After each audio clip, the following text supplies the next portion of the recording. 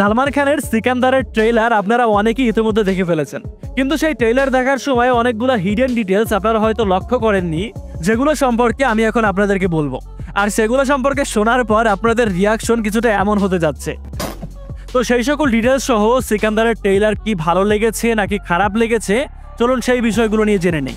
আর এই সিনেমায় যে একটা রিমেকের এলিগেশন রয়েছে সেটাও সত্য কিনা সেটাও চলুন জেনে নেই। শুরুতেই যেটা বলবো সেটা হচ্ছে সালমান খানের প্রিভিয়াস আন্ডার পারফর্ম করা মুভিগুলোর চেয়ে সিকান্দারের এই ট্রেইলারটা বেটার হলেও ওই 3 মিনিট 38 সেকেন্ডের যে ডিউরেশনটা সেটা আমার কাছে মনে হয়েছে ট্রেইলার হিসাবে বেশ বড়।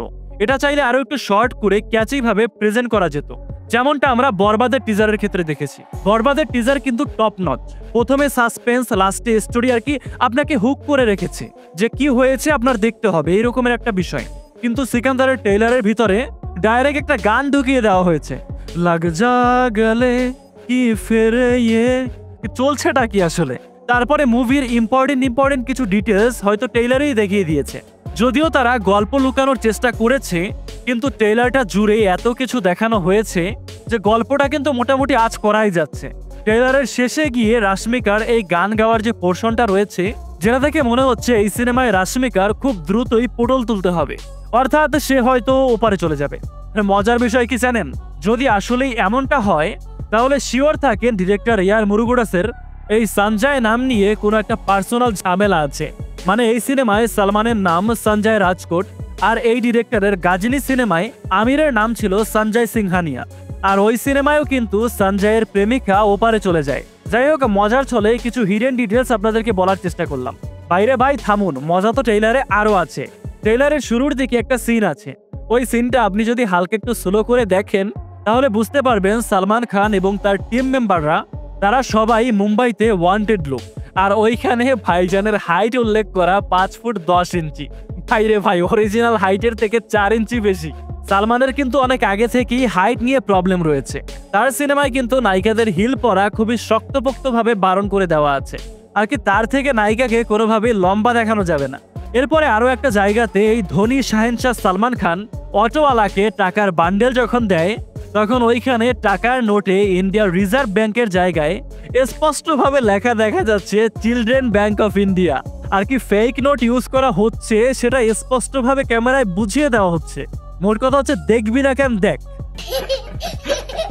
যাই হোক, মজা কিন্তু অনেক হয়ে গেছে, এখন একটু সিরিয়াস কথায় আসি। পজিটিভ দিক থেকে বলতে গেলে 60 বছর বয়সে এসেও সালমান খানের অ্যাকশন সিকোয়েন্সগুলো কিন্তু সেই লেগেছে। শুরুর দিকের অ্যাকশন হোক কিংবা শেষের পোর্শনের হোক, ট্রেইলারের প্রতিটা জায়গাতেই অ্যাকশনগুলো দেখে একেবারে মনটা ভরে যায়। মনে হচ্ছে খুবই লার্জ স্কেলে ম্যাস অডিয়েন্সকে টার্গেট করেই অ্যাকশন সিকোয়েন্সগুলো ডিজাইন করা হয়েছে। কিন্তু ভাই, যেটা নিয়ে টেনশন সেটা কি জানেন? ভিলেন আমাদের বাহুবলীর কাটাপ্পা সালমান কিন্তু এখানে সুপার পাওয়ারফুল, কিন্তু ভিলেনের পোর্ট্রিয়ালটা খুব বেশি জমজমাট লাগেনি। ট্রেইলারেই ভিলেনের মার খাওয়ার সিনটা দেখিয়ে দেওয়া আমার কাছে মনে হচ্ছে ঠিক হয়নি।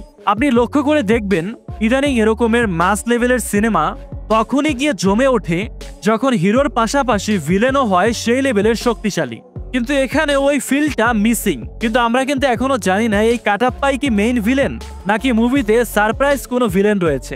আরো একটা বিষয়, ফ্যামিলি অডিয়েন্সের জন্য এখানে আরো অনেক কিছুই রাখা হয়েছে। সালমান রাশমিকার কেমিস্ট্রি রয়েছে, একটা সোশ্যাল মেসেজও থাকতে পারে যেটা রিগার্ডিং এই মারামারিগুলো হচ্ছে। মুভিতে কমেডির পোর্শনও রাখা হয়েছে, কিন্তু ট্রেইলারে যেটুকু দেখিয়েছে সেখানে এই কমেডির এলিমেন্টগুলো খুব একটা জমেনি, মনে হচ্ছে জোর করে ঢুকিয়ে দেওয়া হয়েছে। আর ট্রেইলার দেখে আরো স্পষ্টভাবে বোঝা গেল এই সিনেমাটা থালাপতি বিজয়ের সরকারের ডিরেক্ট রিমেক না হলেও তারা ওই মুভি থেকে ইন্সপিরেশন কিন্তু নিয়েছে। ওভারঅল ট্রেইলারটা নিয়ে বলতে গেলে সালমানের ভক্তদের কাছে এটা অনেক জোস লেগেছে যদি তার আগের ট্রেইলারগুলোকে কনসিডার করা হয়। আবার অনেকের কাছেই মনে হয়েছে এই সিনেমা হতে যাচ্ছে আরো একটা ডিজাস্টার, কিন্তু আমার কাছে পার্সোনালি মনে হচ্ছে সিনেমাটা এভারেজ যেতে পারে। ওই লেভেলের ভালো না লাগলেও একেবারে খারাপও না। আর সালমানের লয়াল ভক্তর সংখ্যা কিন্তু অনেক, তো আগের ওই ডিজাস্টার মুভিগুলোকেও তারা যেহেতু এভারেজ করে দিয়েছে, তো তারা এটাকে আয়ের দিক থেকে এভারেজের চেয়ে একটু বেশিই করবে। তো এই ছিল পুরো ট্রেইলারের আদ্যপান্ত। কোনো বিষয় নিয়ে আপনার কোনো রাগ ছাড়ার থাকলে কমেন্টে ছাড়তে পারেন।